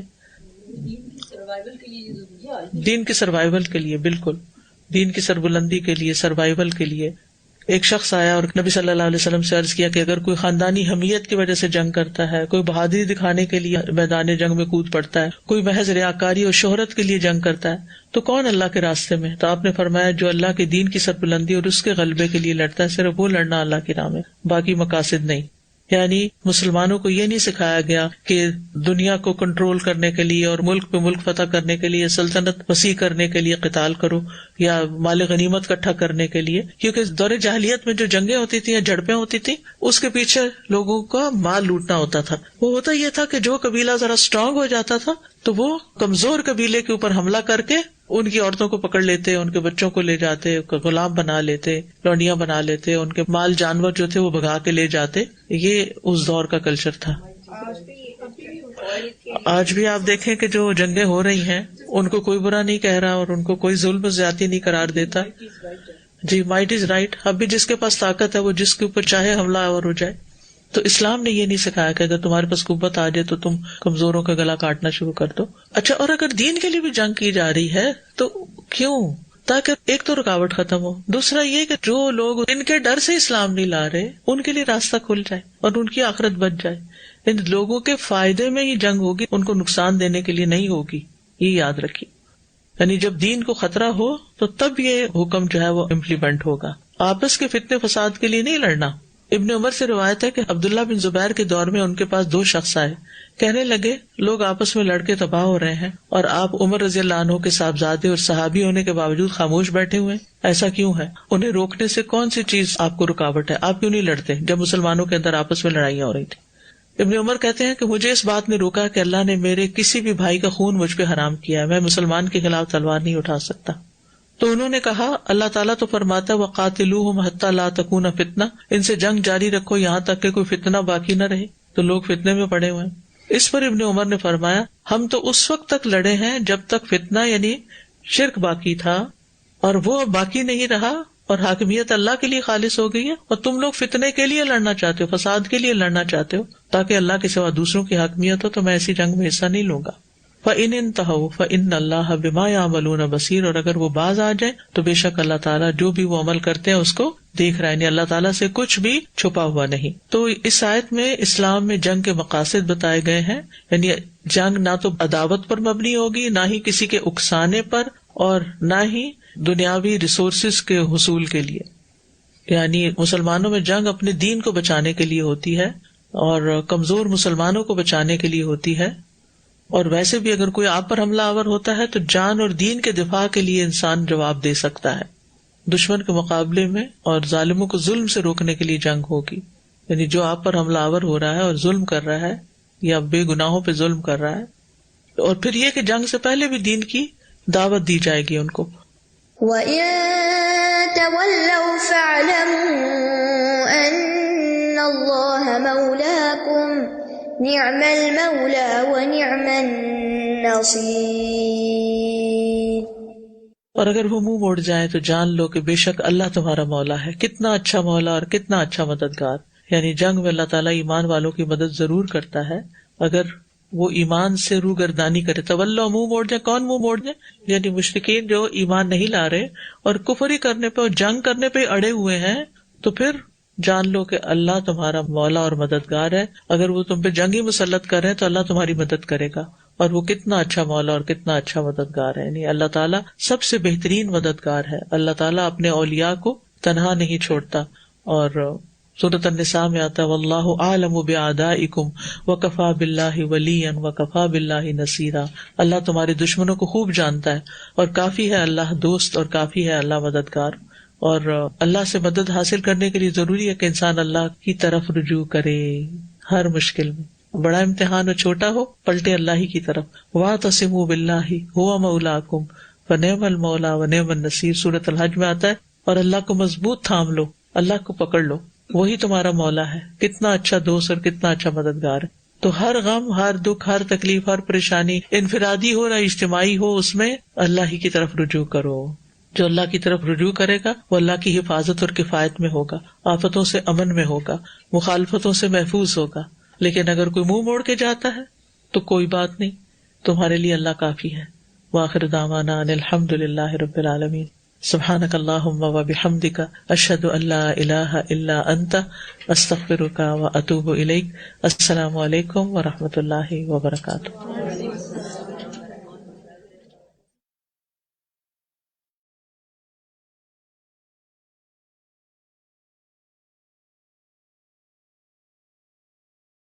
الحمدللہ رب العالمین. ماشاءاللہ آپ کا ایک اشرا مکمل ہو گیا، ایک مائلسٹون ماشاءاللہ آپ نے کور کر لیا. پارہ 1 سے شروع کر کے 10 پارے ماشاءاللہ حاصل کر لیے. اللہ تعالیٰ آپ سب کو یہ علم بہت مبارک کرے. اور آج میں یہی دیکھ رہی تھی کہ اس موقع پر جس تربیت کی اور جس نصیحت کی ایک بڑے استاد سے ضرورت ہوتی ہے الحمدللہ، وہی ہمیں ملی ہے کہ کس طرح ہمیں اپنے دل کی صفائی کرنی ہے، کس طرح ہمیں اپنے دل کو انشاءاللہ پاک کرنا ہے. چلیے آئیے اس کو دیکھتے ہیں. آج ہمارا لیسن تھا 37 سے 40 تک، اور ہم دیکھتے ہیں کہ الخبیث اور طیب سے کیا مراد ہے.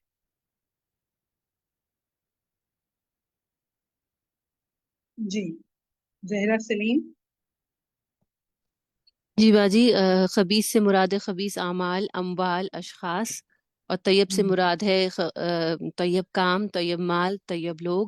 اور قرآن کریم میں خبیث جو ہے وہ حرام کے لیے بھی استعمال ہوا ہے، کافر کے لیے، کلمہ کفر کے لیے استعمال ہوا ہے، اور طیب جو ہے وہ حلال کے لیے، مومن کے لیے، کلمہ اسلام کے لیے استعمال ہوا ہے. بارک اللہ فیکم. بہت اچھے سے آپ نے اس کو کیٹیگرائز کر دیا الحمدللہ. بارک اللہ. آگے چلتے ہیں. اچھا، ہم یہ دیکھتے ہیں کہ ہم اپنے مال کو کیسے پاک کر سکتے ہیں. کچھ عملی طریقے ہم شیئر کریں گے، ٹھیک ہے جی. ایک ایک طریقہ بالکل سمرائز ہوئے میں آپ بتائیں.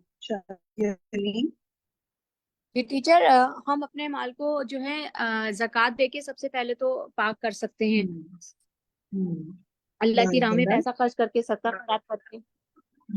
اچھا، زکوٰۃ کا تو چلیں سمجھ آتا ہے. صدقہ و خیرات کی کیا دلیل ہے ہمارے پاس؟ افشانز آئی فون لکھا ہوا ہے، اپنے آپ کو رینیم بھی اچھے طریقے سے کر لیجیے تاکہ آپ آخر میں بریک آؤٹ روم میں بھی انشاءاللہ جا سکیں. جی افشان دوبارہ کریں گے ٹیچر؟ آپ کی دیکھیے اسکرین پر سوال لکھا ہوا ہے. ٹیچر وہی ہم اپنے مال کو زکوٰۃ دے کے، صدقہ اپنا نکال کے، اور دوسروں کی مدد کر کے، یعنی اللہ کے ہمارا اس راستے بات میں کا بھی خرچ کر کے اپنے مال کو پاک کر سکتے ہیں. غریبوں کی مدد ہو جائے گی اس سے. اللہ نے جو ہمیں مال دیا ہے وہ اس طرح ہم اس کو خرچ کریں. جی، یعنی عموماً ہم یہ سمجھتے ہیں نا کہ زکوٰۃ مال کو پاک کرتا ہے، اور یہ جملہ ہمیں بہت پہلے سے معلوم ہے الحمدللہ، اور بہت ہم اسی کے اوپر فوکس کیے رکھتے ہیں. لیکن ہمیں یہ پتہ چلتا ہے کہ صدقہ و خیرات بھی آپ کے مال کو کیا کرتا ہے؟ پاک کرتا ہے. اور قرآن مجید میں ایک بہت پیاری آیت آتی ہے سورۃ الذاریات میں کہ وفی اموالہم حق للسائل والمحروم، کہ ان کے مالوں میں حق ہے کس کے لیے؟ سائل یعنی مانگنے والے کے لیے بھی، اور محروم یعنی جو جس کو ہم اردو میں محروم کہتے ہیں، تو یعنی جو محروم ہے، جس کے پاس وہ نہیں ہے جو کسی اور کے پاس ہے، تو وہ خاموش ہوتا ہے، وہ مانگتا نہیں ہے، ایک مانگ لیتا ہے. تو ان دونوں کا حق ہوتا ہے ہمارے مال میں، تو ہمیں انشاءاللہ وہ حق بھی ادا کرنا ہے. جی فاطمہ فیصل فرام G1.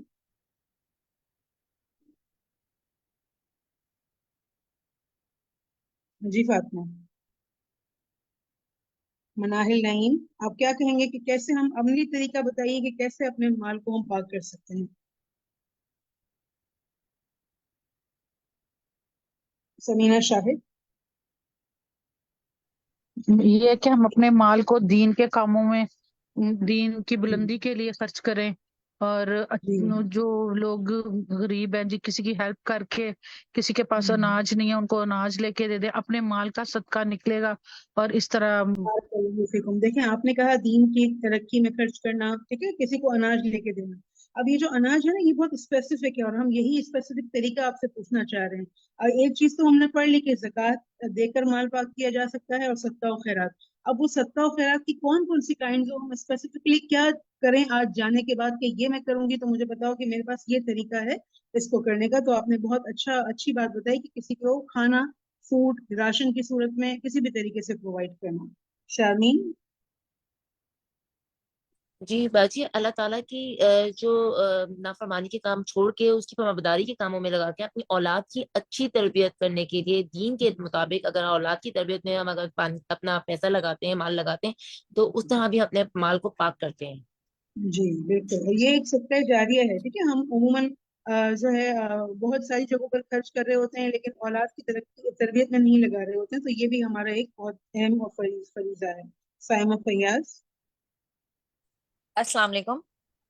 وعلیکم السلام. جی میں تو خیر اپنی ایک مثال دوں گی کہ کچھ عرصہ پہلے مجھے ظاہر سی بات ہے، وہ لیڈیز کو، ہم لوگوں کو کپڑوں کا بہت شوق ہوتا ہے، تو وہ کافی ایکسپینسو سوٹ تھا اور میرا پورا تھا کہ میں لے لوں، لیکن پھر وہ جب میں نے اس کی وہ دیکھی پرائز وغیرہ، تو وہ اتنا تھا کہ کسی ایک گھر کا راشن آ سکتا تھا پورے مہینے کا. تو پھر میں نے اپنی اس خواہش کو ڈال کر وہ پیسے کسی کو دے دیے. تو مجھے لگا کہ شاید اللہ کی طرف سے یہ انہی کے لیے تھے، لیکن یہ تھا کہ اپنی ایسی خواہشات جس کی ہمیں ضرورت نہیں ہے اس کو پس پش ڈال کر کسی کی مدد کرنا. بارک اللہ فیکم. بالکل، کہ اس کے لیے قربانی تو کرنی پڑے گی نا. ظاہر ہے اگر ہم کہیں کہ میرا مال اور سب میں اپنی ہی وانٹس اور نیڈس پر خرچ کروں. کل بھی ہم نے پڑھا تھا نا کہ وانٹس اور نیڈس کو الگ الگ کرنا بہت ضروری ہے. تو انشاءاللہ جب ہم اپنی وانٹس پر خرچ کریں گے، نیڈس پر خرچ کریں گے اور وہ الگ الگ رکھیں گے اپنی ضروریات اور خواہشات کو، تو ہم بہت سارا مال اللہ کے راستے میں خرچ کر سکیں گے. چلیے اس کو پڑھتے ہیں ہم. امرین آصف ان ایگزامپلس کو پڑھیے، اور اگر آپ پھر اس میں کچھ ایڈ کرنا چاہیں تو کیجیے گا. جی، زکوٰۃ دینا، کسی کا قرض اتار دینا، کسی کا مہینہ باندھ دینا، راشن وغیرہ، کسی بچے کی فیس کا ذمہ لے لینا، مساجد مدارس کی تعمیر، کنواں کھدوانے کے لیے مال لگانا، کسی کا علاج کروانا، کسی کا کاروبار لگوا دینا اور اس کو پیروں پر کھڑے ہونے میں مدد کرنا، کثرت سے صدقہ خیرات میں مال لگانا. اور مس میں ایڈ کرنا چاہوں گی کہ کسی کا قرض اتار دینا، اور وہ تو سیکنڈ نمبر پر ہے. جی جی ہے، کسی کا قرض اتار دینا. اور اس کے علاوہ مطلب کہ لوگوں کو ضرورت ہوتی ہے کہ وہ چھپ کے کچھ چیز کام کر رہے ہوتے ہیں، تو وہ ان کے ساتھ اسلام کے کام کر رہے ہوتے ہیں یا دین پھیلانے کی، تو اس میں مدد کر دینا، کچھ اس طرح کی چیزیں. جزاک اللہ. جی علامہ نصرہ، آپ کیا مثال ایڈ کرنا چاہیں گی ان اسکرین کی مثالوں کے علاوہ؟ جی باجی، ایک یہ طریقہ بھی ہوتا ہے کہ آپ جیسے ہم کھانا کھاتے ہیں نا، تو اس میں سے اگر کچھ بچ جائے تو وہ ہم پرندوں کے لیے رکھ دیں، تو پھر وہ آرٹ ٹائپ آف جو ہم نے کھایا ہوتا ہے اس کا صدقہ ہو جاتا ہے. بارک اللہ فیک. الحمدللہ. اور آپ دیکھیں کہ یہاں کتنی بار استاذہ جی نے الحمدللہ ہمیں سمجھایا نا کہ خبیث مال، خبیث اور طیب، اور کھول کھول کے سمجھایا. قرآن مجید کی بھی اگزامپلز دی، مختلف آیات آپ کے سامنے رکھی کہ آپ خبیث کو اور طیب کو اچھی طرح سمجھیں، اور بار بار اس پر بات کی کہ ہمارے عمل، ہمارے مال، ہمارے جسم، ہمارا رہن سہن، ہماری دوستیاں، محبتیں، ہمارے سوشل سرکل، بیہیویئر، ہمارے معاملات، سب جو ہے نا اس میں طیب کو لانے کی ضرورت ہے. ٹھیک ہے. تو اور جو یہ مال کی بات کی ہے نا، تو مال خاص طور پر آپ دیکھیے کہ جب مال کو پاک کیا جاتا ہے نا، تو وہ کسی کو نظر نہیں آ رہا. آپ خود نہا دھو کے تیار ہو جاتے ہیں، آپ نظر آتے ہیں. آپ گھر صاف کرتے ہیں، آپ کا گھر نظر آتا ہے چمکتا ہوا. لیکن مال میں سے جو بھی کوئی انسان خرچ کر رہا ہوتا ہے وہ کسی کو نظر نہیں آتا، وہ صرف آپ کو اور اللہ کا معاملہ ہوتا ہے. تو وہاں پر جو ہے انسان واقعی وہ انسان کے اندر ایک بہت بڑی پاکیزگی لانے کا سبب بنتا ہے. اور قرآن مجید میں یہ بھی آیت آتی ہے کہ جو لوگ اللہ زکوٰۃ ادا کرتے ہیں وہ انشاءاللہ ان کی نیت کیا ہوتی ہے کہ وہ اس سے اللہ کا دیدار حاصل کریں گے انشاءاللہ. اللہ تعالیٰ ہمیں بھی اس پر پورا عمل کرنے کی توفیق عطا فرمائے. یہ آیت نوٹ کیجئے، بہت غور کیجئے گا. سورۃ الذاریات کی آیت نمبر 51 ہے، سوری سورۃ الذاریات کی آیت نمبر 19. اچھا، پھر ایک بہت اہم بات بھی ہم نے ایک بہت پیاری حدیث دیکھی کہ المرء مع من احب، کہ انسان اسی کے ساتھ ہوگا کہ جس سے وہ محبت رکھتا ہے. تو اب سب اپنے ہینڈز ڈاؤن کیجئے، ٹھیک ہے، اور سوچ سمجھ کے بتائیے کہ آپ نے اس حدیث سے عملی نقطہ کیا نکالا. حدیث پڑھ کر آگے آپ کا جو عمل ہے وہ کیا ہوگا.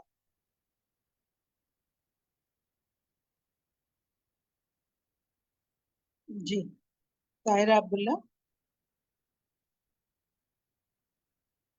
جی باجی، حدیث پڑھ کے یہی عمل ہونا چاہیے کہ ہمیں اپنی جو ہے وہ دیکھنا چاہیے ارد گرد ہم کیسی گیدرنگ پسند کرتے ہیں، کون سے لوگوں کو اپنا دوست بناتے ہیں، اور جو ہے ہم کس طرح کی گفتگو پسند کرتے ہیں. مطلب ظاہر سی بات ہے، ہم جس چیز سے محبت کریں گے، ہم جن کے ساتھ ہوں گے، تو پھر ہم جو ہے وہ انہی کے دین پر ہوں گے. یہ بھی ایک جو ہے وہ حدیث کا ہے نا مفہوم. تو اپنی، میرا خیال ہے اپنے دوست احباب، اپنی گیدرنگ، اپنی زبان سے جو کلمات کہتے ہیں، ان سب کو ہمیں جو ہے وہ دیکھنا چاہیے اس کے لیے. جی، اپنی کمپنی کو چیک کرنا چاہیے نا. اور ہم اپنے دیکھیں، ایک تو ہوتی ہے کمپنی، فزیکل کمپنی، کہ ہم اپنے فرینڈس کو چیک کریں، مطلب یہ ہے کہ دیکھنے کی بات ہے کہ ہم زیادہ تر کن میں رہنا پسند کرتے ہیں.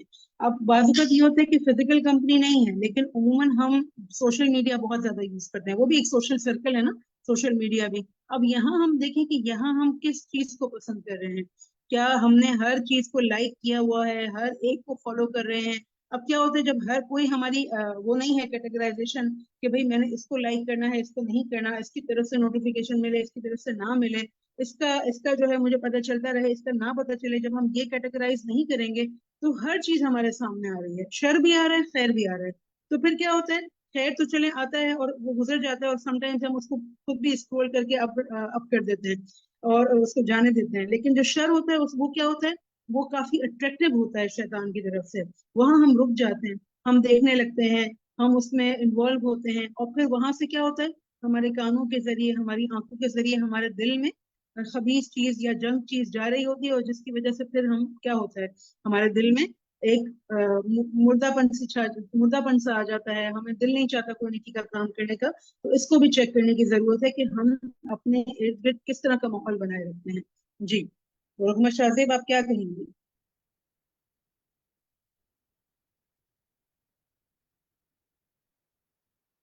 جی باجی, میں نے ایکچولی پہلے کی ہینڈ ریز کیا تھا, لیکن جہاں تک آپ نے اس حدیث کے حوالے سے پوچھا ہے تو سب سے پہلے تو ہمیں یہ چیز کا دھیان رکھنا چاہیے کہ ہم لوگ جن لوگوں کے اندر بیٹھ رہے ہیں, اٹھ رہے ہیں, ان کی عادات کیا ہیں اور ہم نے ان سے کیا چیزیں لی ہیں.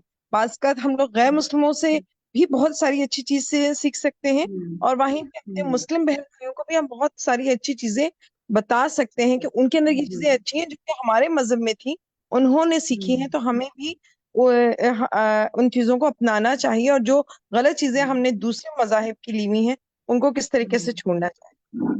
جی بارک اللہ فیکم.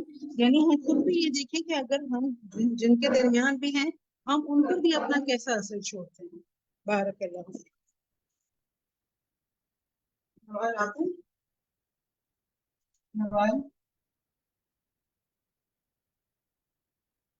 ایک مرتبہ تکبیر پڑھیے گا. اللہ اکبر.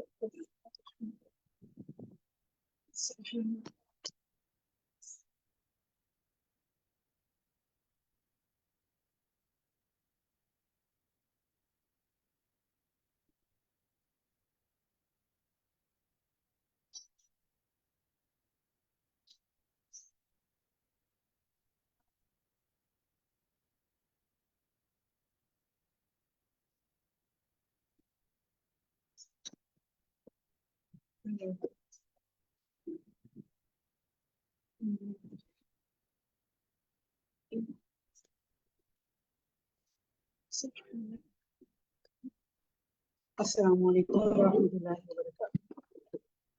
جی ارم آپ اس بات پہ کیا کہیں گے؟ جی میں بھی یہی کہوں گی کہ جیسے آپ لوگوں کے ساتھ الحمدللہ ہم لوگ جڑے ہوئے ہیں قرآن کلاسز کے ساتھ, اور میری کوشش ہوتی ہے کہ قرآن اور سنت پہ جو عمل کر رہے ہیں ان کے ساتھ زیادہ جڑی رہوں, تاکہ میرے بھی ویسے ہی عادات ہوں, اور میرا لہجہ, میرا جو ہے میری عادات, یعنی ہر چیز, دنیا کے معاملہ ہو, دین کا معاملہ ہو, ہر چیز میں قرآن اور سنت پھر عمل کرنے والی بن جاؤں. الحمدللہ. یعنی نیک صحبت ہمیں اپنانی ہے, انشاءاللہ ہمیں دنیا میں بھی اور آخرت میں بھی یہ فائدہ دے. الحمدللہ. چلیے آگے دیکھتے ہیں. ابن القیم کے نزدیک کس شخص کو اللہ تعالیٰ نے جنت پر حرام ٹھہرایا ہے؟ جی نصرت ناز. جی خبیث لوگ جو ہے نا جنت میں نہیں جائیں گے. تھوڑا سا لاؤڈلی بولیں گے. باجی خبیث لوگ جنت میں نہیں جائیں گے. ابن القیم کے مطابق خبیث لوگ جنت میں نہیں جائیں گے. اسما آپ کیا کہیں گی؟ جو ناپاک خبیث نجاست والے لوگ جنت جہنم میں جائیں گے, اور ان کو جی اور خاص طور پر ایک ورڈ اس کے اندر یوز ہوا تھا. جی فائزہ عامر اپنے آپ کو انمیوٹ کیجیے. جی باجی, جس کے دل میں نفاق ہوگا. جس کے دل میں نفاق ہوگا, یا جو اپنے دل کو پاک نہیں کرے گا. قرآن مجید میں آپ نے हाँ, कुरान मजीद में आपने एक बहुत खूबसूरत टर्म पढ़ी होगी हजरत इब्राहिम के कॉन्टेक्स्ट में कि वो कल्ब सलीम लेकर आए, यानी सलामत दिल, कि जिसको मेंटेन किया गया, जिसको पाक किया गया, अल्हम्दुलिल्लाह। तो आइए आगे हम ये देखते हैं कि हम अपने दिल को कैसे तैयब और पाक रखें, क्लीन एंड क्लियर हार्ट। कैसे? सब अपने हैंड्स डाउन करें, शाबाश। और मैं चाहती हूँ कि जो हमारे नए साथी हैं जिन्होंने हमें सूरह अनफाल से ज्वाइन किया है, इंशाल्लाह वो भी जो है अपने हैंड रेज करें और डिस्कशन में जरूर पार्ट लें। जी, फौजिया अशरफ। अस्सलाम वालेकुम बाजी। वालेकुम अस्सलाम।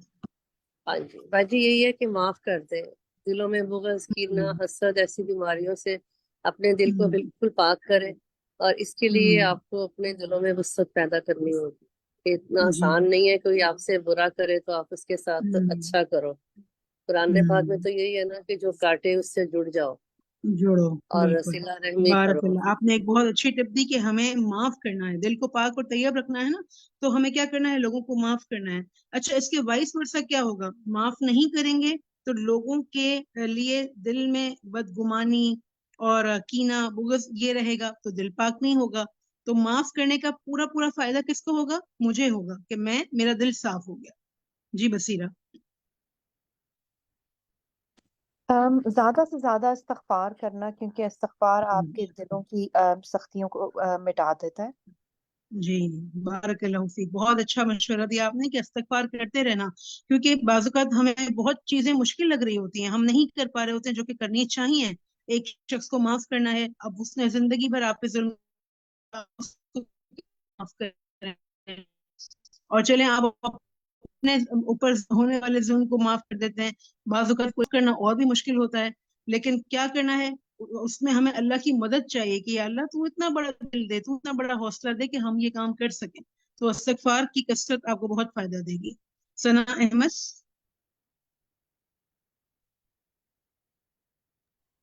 जी बाजी, मेरे ध्यान में दो चीज़ें आ रही हैं जो मैं खुद ट्राई करती हूँ कि चीज़ों को ना नज़रअंदाज करना चाहिए, ठीक है? दिल तक नहीं लेके आनी चाहिए किसी की बात को ना। जब एक चीज़ दिल के अंदर एंटर हो जाती है ना, तो फिर उसके साथ फिर वो काला धब्बा आना शुरू हो जाता है। So just keep your heart pure. And another thing is every action doesn't require a reaction. तो खामोश रहना ज़्यादा बेहतर है, and just ignore things. That's why. हाँ, बारकल्लाहु फीक, कि वाकई ये आपने बहुत अच्छी टिप शेयर की। हमें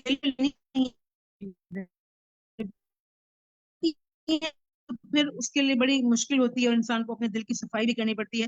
बिल्कुल वैसे ही आप जैसे हम अपने घर का कैसे ख्याल रखते हैं, हम अपने बच्चों से कहते हैं जूते पहन के ना आओ अंदर, क्यों? क्योंकि अंदर गंदगी आई तो वो हमें साफ करनी पड़ेगी। इस तरह बहुत सारी चीजें हैं, हमने घर बहुत सारी ऐसी चीजें बनाई भी होती हैं कि भाई अगर हमें गार्बेज डालना है, कचरा डालना है तो यही डालना है, खाना खाने की जगह है तो यहीं खाना है। आप अपने बच्चों को रोकते हैं ना कि नहीं बेडरूम में कोई खाने की चीज नहीं जाएगी, तो बिल्कुल चीजों को दिल पे ना लें, इंशाल्लाह इग्नोर करते रहें और फिर फौरन रिएक्शन ना करें, पॉज करें अपने आप को और सोचें कि अगर मैंने इसका रिएक्शन शो किया तो मामला बढ़ेगा, आग बढ़ेगी और फिर उसका असर मेरे दिल तक आएगा।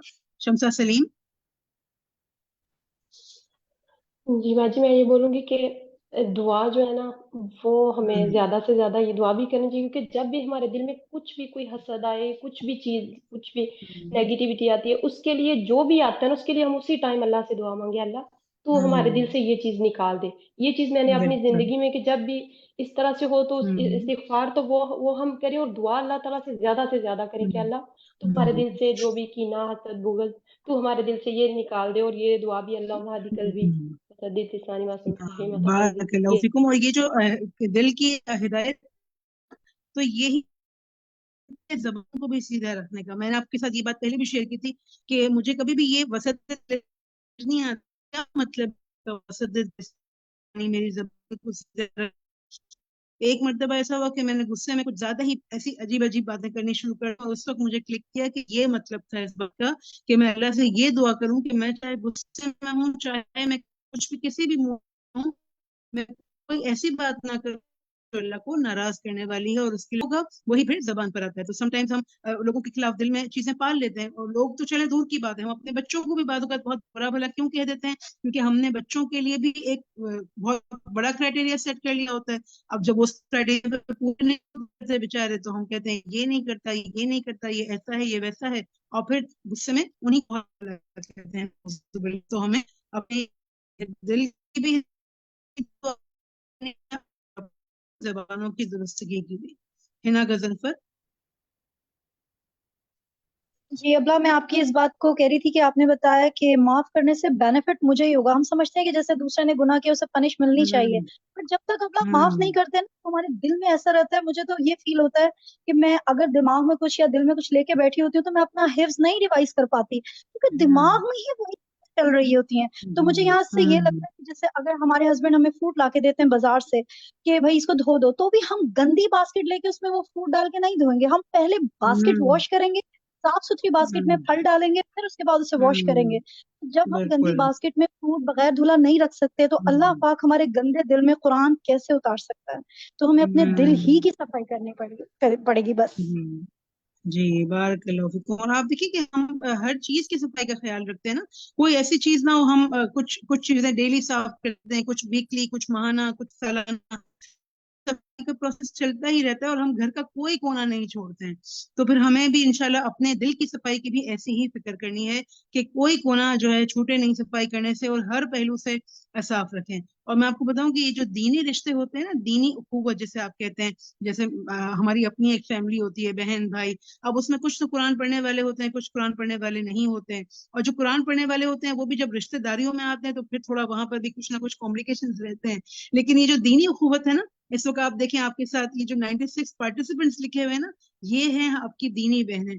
और आप यकीन माने ये रिश्ता इतना खूबसूरत होता है, ये कभी आपसे बदगुमान नहीं होंगे, ये कभी आपके बारे में बुरा नहीं सोचेंगे, ये कभी भी आपकी गिबत नहीं करेंगे। ये रिश्ता जो है एक बहुत ही प्यारा रिश्ता होता है, तो इस रिश्ते को भी हमें स्ट्रॉन्ग करना चाहिए। और इनके साथ रहने से क्या होता है, सोहबत का असर होता है, और इंसान को फिर बाकी मामलात में भी अपने दिल की सफाई के लिए बहुत हेल्प मिलती है इंशाल्लाह। जी चलिए आगे चलते हैं। आई नो कि इस मामले में आपको बहुत कुछ कहना होगा, लेकिन इंशाल्लाह अब हम क्या करेंगे कि इस पर अमल करेंगे। अगले 24 घंटे में देखिएगा कि कौन सी चीज ने दिल पर हमला किया, दिल में एंटर हुई, दिल को गाफिल किया, और फिर जो है हमने कैसे उसको रोका, और अगर वो दिल पर आ भी गई तो अपने दिल की सफाई की, उसके लिए हमने क्या किया। और दुआ बहुत मांगनी है, अल्लाहुम्मा हदी क़ल्बी वसद्दिद लिसानी वस्लुल सखीमत क़ल्बी। अगर आप दुआ कीजिए, किताब आपके पास है ना, उसमें तो बाकायदा पूरा एक चैप्टर है कि दिल की सलामती की दुआएं। उसमें ना सिर्फ आपके अपने दिल की सलामती की दुआएं हैं, और बल्कि दूसरे लोगों की दिल की सलामती के लिए भी दुआ दी गई है। तो इंशाल्लाह आप वो भी जरूर लें, और उसको उसमें से उनके लिए भी मांगे, अपने बच्चों के लिए, अपने हस्बैंड के लिए, अपने बाकी रिश्तेदारों के लिए इंशाल्लाह। चलिए फिर हमने ये देखा कि बहुत अमेजिंग एक वाकया देखा अमर बिन अल-आस का, के और उसकी रोशनी में हम ये देखते हैं कि किन नेक आमाल की बिना पर इंसान के तमाम पिछले गुनाह माफ कर दिए जाते हैं। सना अब्दाल। जी बाजी, एक तो ये जो नॉन मुस्लिम्स हैं वो जब इस्लाम कबूल करते हैं तो उनके तमाम गुनाह माफ कर दिए जाते हैं, इस सूरत में कि आगे वो गुनाह ना करें, वरना फिर उनकी दोनों तरीके से पकड़ होगी। दूसरा, हिजरत करने की सूरत में आपके गुनाह माफ होते हैं, और तीसरा, इस्लाह करने, इस्तगफार करने में, वो भी ऐसे इस्तगफार हो कि आप उस गुनाहों से माफी मांग लें और उनको आइंदा ना करें कभी। जी उसको तौबा कहते हैं, ठीक है, सच्ची तौबा से। बारकल्लाहु फीक। एक चीज है, आप इसको ऐड करना चाहेंगी जिसका आपको और मुझे बहुत शौक है, यानी हम सबको, यानी कहने का मतलब ये है। चलेंगे हम अपने किसी साथी से पूछते हैं, साइमा फरीद, इसमें एक चीज ऐड करनी है। जी दादी, हज मबरूर, हज करने से, हज मबरूर से अल्लाह ताला के हुक्म से पिछले तमाम गुनाह माफ। बिल्कुल। और इंशाल्लाह जब डेली भी तो हम एक नमाज से दूसरे नमाज के बीच के दरमियान के भी गुनाह माफ होते हैं ना, एक नमाज से दूसरे नमाज के बीच, दूसरी नमाज के दरमियान, हाँ सगीरा सारे माफ हो जाते हैं। जी बिल्कुल, बारकल्लाहु फीक, बहुत अच्छी बात आपने ऐड की। अच्छा मैं ये आपसे कह रही थी कि जब भी हमें हज की इंशाल्लाह तौफीक अल्लाह ताला दे, अल्लाह हमें अपने घर पर बुलाए, तो जरूर हमने ये बात याद रखनी है कि हज मबरूर की हमें सआदत हासिल करनी है, और उसके लिए हर वो काम करना है, अच्छे से हज सीख कर जाना है, ट्रेनिंग लेके जानी है कि किस मौके पे क्या करना है, और ये तय करके जाना है कि वहां पर आने वाली हर मुश्किल पर जो है इंशाल्लाह अजर मिलेगा, और मुझे सब्र के साथ कुर्बानी करते हुए आगे ये सफर तय करना है, क्योंकि वो नेकियों का सफर होगा। अच्छा जी, फिर हम आगे चलते हैं, हदीस मुकम्मल करते हैं। आप सल्लल्लाहु अलैहि वसल्लम ने फरमाया, ये बहुत अहम बात थी, कि जो इस्लाम में अच्छे अमल करेगा उसके साथ क्या होगा, और जिसने इस्लाम में बुरे अमल किए तो उसके साथ क्या होगा। नऊजुबिल्लाह। इमरोजा।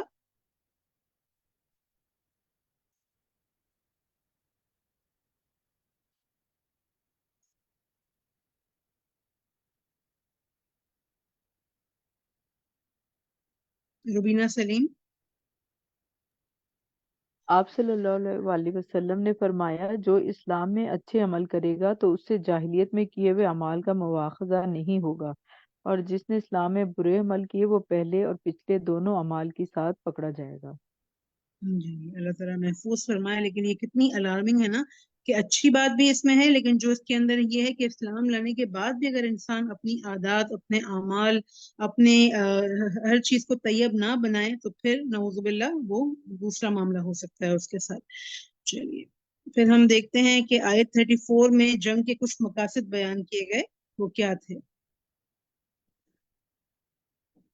जी, चलिए, जहरा, आप अपने ग्रुप में जो आपके ग्रुप की नई स्टूडेंट हो उनका नाम हमें सजेस्ट कर सकती हैं। G2 में कौन है हमारे नए साथी। एक सेकंड बाजी, मैं लिस्ट में जरा चली जाऊं हमारी।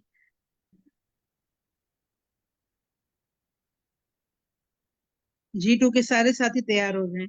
बाजी जहरा माहम। किसी का भी नाम ले सकती है। माहम। माहम कहाँ हैं आप बताएं। शाबाश।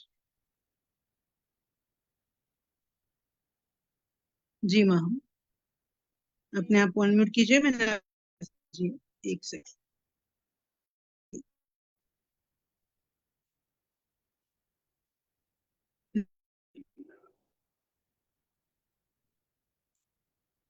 चलिए, अब मैं माहम को रिक्वेस्ट भेजने लगी हूँ ताकि कोई और ना भेजे।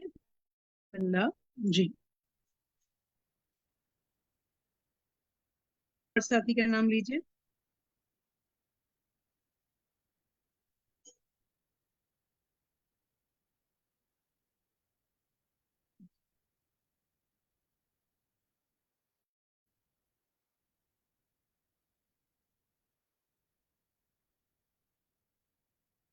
जी जहरा।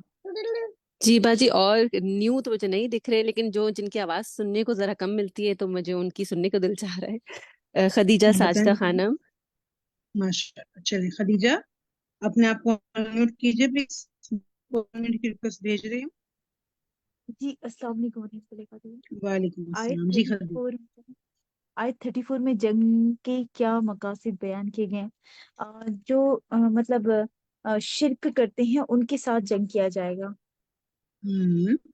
तो मकसद क्या होगा उसका। शिर्क करने वालों के साथ जंग का मकसद क्या है। ताकि ईमान ईमान ऐसा नहीं कि जोर जबरदस्ती करके तलवार की नोक पे फिर नहीं करना है। आपने जहरा, इंशाल्लाह, सॉरी खदीजा, आपने ये करना है कि इस आयत की तफसीर को जरूर दोबारा सुनना है, ठीक है, ताकि आपको कॉन्सेप्ट क्लियर होगा। अभी हम क्लास में बात कर भी लेंगे ना, लेकिन इसको सुनना बहुत जरूरी है। जी, सना अहमद, अपने आप को अनम्यूट कीजिए।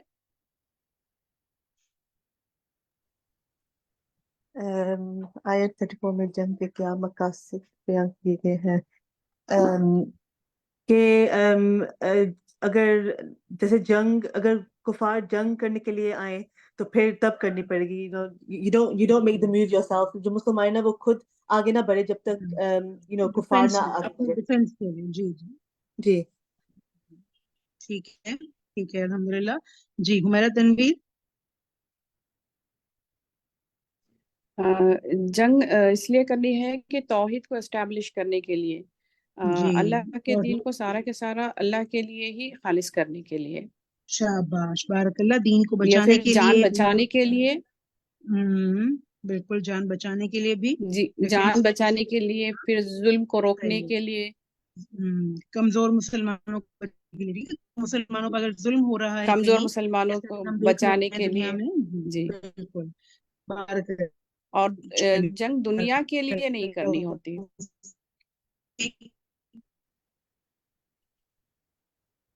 ये आयत 34 है क्या मैम? ये थोड़ा सा कंफ्यूजन।